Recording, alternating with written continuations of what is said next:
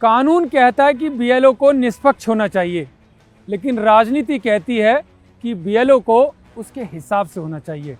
राजनीति के इसी हिसाब के कारण बीएलओ पर पूरे देश भर में राजनीति गरमा गई है, क्योंकि एसआईआर चल रहा है और दावा ये किया जा रहा है कि एसआईआर जिस तरीके से किया जा रहा है उसकी वजह से बीएलओ सुसाइड करने पर मजबूर हो रहे हैं, उसकी वजह से बीएलओ को हार्ट अटैक आ रहा है, जिसकी वजह से उनकी मौतें हो रही हैं।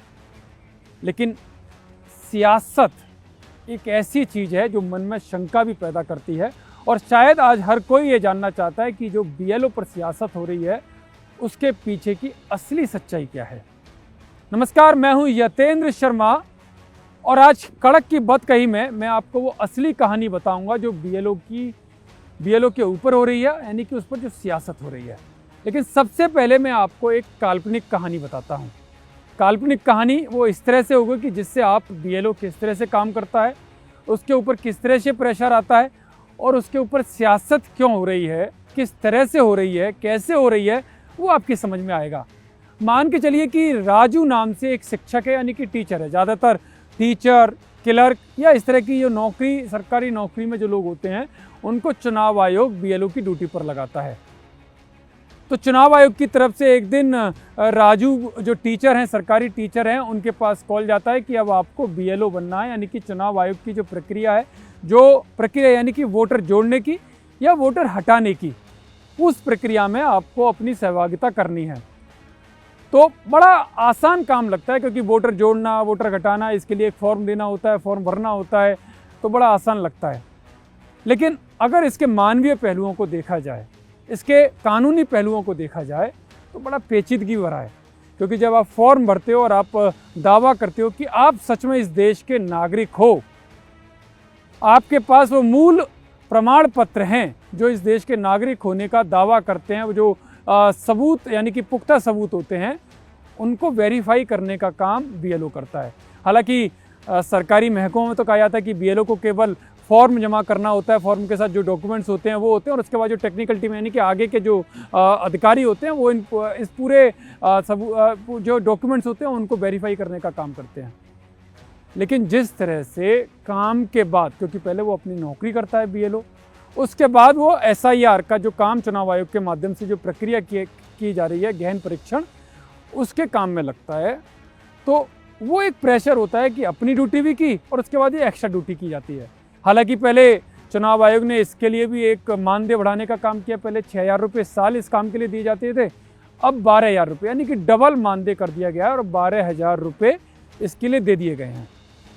लेकिन 12,000 रुपये एक साल, यानी कि 1,000 रुपये महीने का केवल बढ़ाया गया। तो ये भी अगर देखें तो ऊँट के मुंह में जीरा के समान आता है। लेकिन पहले 6,000 था, उसके हिसाब से देखें डबल कर दिया गया, तो 12,000 है। तो मैं आपको वो कहानी बता रहा था कि बीएलओ के पास आता है, बीएलओ जब अपने इलाके में जाता है, जो उसको इलाका दिया जाता है, क्योंकि अभी जो आंकड़ा है चुनाव आयोग के हिसाब से 12 जो राज्य हैं, जिसमें केंद्र शासित राज्य भी हैं, उनमें 5,32,000 या 34,000 के आसपास बीएलओ नियुक्त किए गए हैं। और एक एवरेज निकालें तो एक बीएलओ के पास 956 वोटों का सत्यापन करना है कि इसमें जो मतदाता हैं वो सही हैं या गलत तरीके से जोड़े गए हैं। तो ऐसे में एक बीएलओ के पास 956 वोटरों का काम दिया गया है। तो बीएलओ जाता है उस कॉलोनी में, वो संबंधित लोगों के घर घर जाकर डॉक्यूमेंट्स कलेक्ट करता है, फॉर्म देता है, डॉक्यूमेंट्स कलेक्ट करता है कि आप सही वोटर हैं, आप इस देश के नागरिक हैं, उसका प्रमाण दीजिए। लेकिन इसी दौरान उस इलाके में जहाँ पर वो बीएलओ यानी कि जो राजू, हमारा जो मैंने टीचर का नाम बताया काल्पनिक तौर पर, वहाँ जिस इलाके में वो सत्यापन कर रहे होते हैं, फॉर्म भरवा रहे होते हैं एसआईआर का, वहाँ पर वहाँ के स्थानीय नेताजी पहुँचते हैं और नेताजी कहते हैं कि ये मेरे लोग हैं, इनका नाम जोड़िए। तो बीएलओ साहब कहते हैं कि मुझे कोई आपत्ति नहीं है इनका नाम जोड़ने में, लेकिन जो डॉक्यूमेंट्स है वो आपके देने होंगे। तो नेताजी मुस्कान के साथ कहते हैं, बड़ी विनम्रता के साथ, देख लीजिए चुनाव के बाद सरकार तो हमारी आने वाली है। यानी कि विनम्रता शब्दों में होती है, लेकिन आंखों के जरिए प्रेशर भी होता है। और बीएलओ क्योंकि एक सरकारी टीचर, एक छोटा अधिकारी होता है, वो इस बात को भली भांति समझता है कि नेताजी कहना क्या चाहते हैं। लेकिन अब इसका दूसरा मोड़ देखिए, दूसरा पड़ाव, जब दूसरी पार्टी के लोगों को पता चलता है कि अमुक पार्टी का नेता बीएलओ पर प्रेशर बनाने गया था, तो वो भी आ जाते हैं अपने समर्थकों के साथ उसी बीएलओ साहब के पास, यानी कि राजू जो हमारे काल्पनिक टीचर हैं उनके पास कि प्रेशर में नाम मत जोड़िए, ये हमारे लोग हैं, इनका नाम मत काट देना, आप दूसरी पार्टी के फेवर में काम कर रहे हैं। यहाँ से वो काम का तनाव यानी कि जो प्रेशर टैक्टिक है वो शुरू होती है। हालांकि इसमें साफ तौर पर है कि बीएलओ बहुत कुछ कर नहीं सकता क्योंकि उसे डॉक्यूमेंट्स देने होते हैं। और यही सेम चीज़, क्योंकि मैं जो इस कहानी का सार है वो कहानी साफ तौर पर बताती है कि किस तरह से प्रेशर बनाया जाता है। और जब और कई बार तो सोशल मीडिया पर भी जिसका नाम पता कुछ नहीं होता वो वायरल एक पोस्ट कर देता है कि उस बूथ नंबर के बीएलओ ने फर्जीवाड़ा करके कई लोगों के नाम काट दिए या कई लोगों के नाम जोड़ दिए। ये भी एक प्रेशर बनाने का काम, मानसिक तौर पर दबाव बनाने का काम बीएलओ के ऊपर करता है, क्योंकि किसी शिकायत करने वाले का दबाव नहीं। और ऊपर से उधर चौथा पांचवा पड़ाव जो होता है उसका जो अधिकारी होता है, जो जिले के एडीएम डीएम या एसडीएम होते हैं, वो प्रेशर बनाते हैं जिला, जो क्योंकि चुनाव आयोग का काम डायरेक्ट उन्हीं अधिकारियों के माध्यम से होता है कि भाई काम क्यों नहीं हो रहा, फॉर्म जमा क्यों नहीं हो रहे।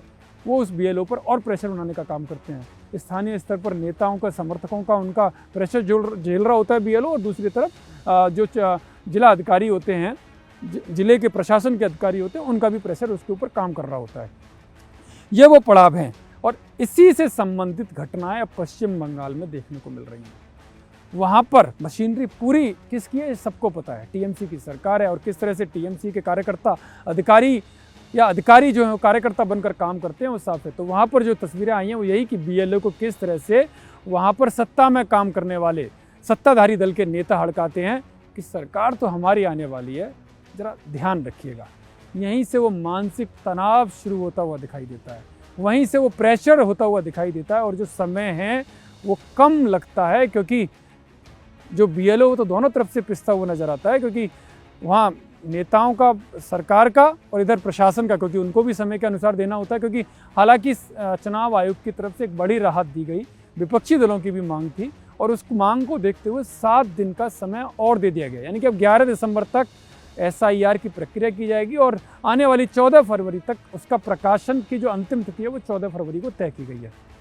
लेकिन जो सबसे बड़ी बात है वो ये आता है कि जो धमकी के तौर पर भी आता है। मैंने कहा कि असल कहानी क्या है, इस एक छोटी सी कहानी से वो आप असल कहानी समझ रहे होंगे कि बीएलओ पर किस तरह से प्रेशर काम करता है। और प्रेशर जिस तरह से होता है वो आप समझते भी हो कि एक बीएलओ छोटा अधिकारी होता है, उसे कई तरह के प्रेशर से झेलना होता है।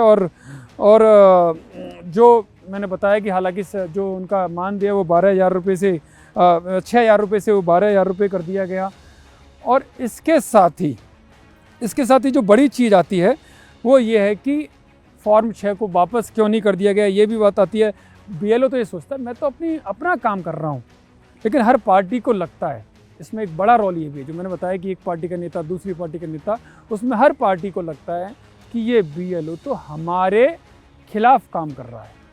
ये भी एक असली कहानी है, बीएलओ कितनी भी ईमानदारी से काम करे। हालांकि कई बार ऐसा भी नहीं है कि हर कोई ईमानदार होता है, सत्ताधारी दल का प्रेशर इतना होता है कि बीएलओ उनके हिसाब से काम करता है और फर्जी डॉक्यूमेंट्स पेश करने का, उसमें लगाने का काम करता है। क्योंकि चुनाव आयोग चाहता है कि निष्पक्ष तरीके से काम हो और एक समय सीमा के अंदर काम हो, लेकिन ऐसा होता नहीं है। और ऐसा जब होता नहीं है तो उसकी असली कहानी क्या है ये मैंने आपको बताई। और खासकर पश्चिम बंगाल में किस तरह से हो रहा है, क्योंकि पश्चिम बंगाल में जो वोटर कटने का काम है ना, जो एसआईआर है, वो बड़ी संख्या में घुसपैठियों को रोकने की वजह से हो रहा है।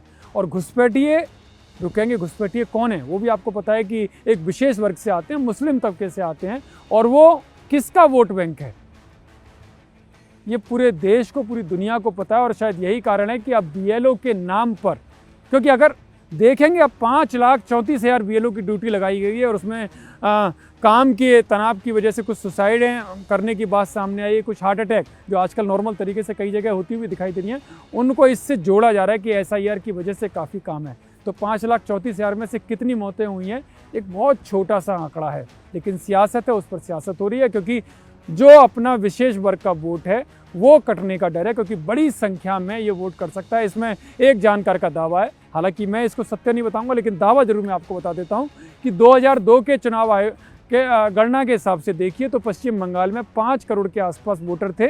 और अब जो प्रोसेस है, जो जनगणना है, जो जनसंख्या वृद्धि है, उसके हिसाब से 6.25 करोड़ के आसपास वोटर पश्चिम बंगाल में होना चाहिए, लेकिन जो सूची है वो 8 करोड़ के आसपास का होने का दावा करती है। यानी कि उस आकलन के हिसाब से 1.25 करोड़ वोट कहाँ से आए, किस तरह से बढ़े, इस पर सवालिया निशान लगता है। और शायद यही कारण है कि SIR कराना बेहद ज़रूरी है। और क्योंकि वो 1.25 करोड़ वोट केवल पश्चिम बंगाल में, बाकी के प्रदेशों में भी जाएंगे तो घुसपैठियों ने किस तरह से वोटर बढ़वाए। आप बिहार का चुनाव देखिए, एक ज़िले में 100 आधार कार्ड, 100 लोग हैं तो उसमें 125 या 128 आधार कार्ड बनते हैं, तो 25 से 28 आधार कार्ड एक्स्ट्रा बनते हैं।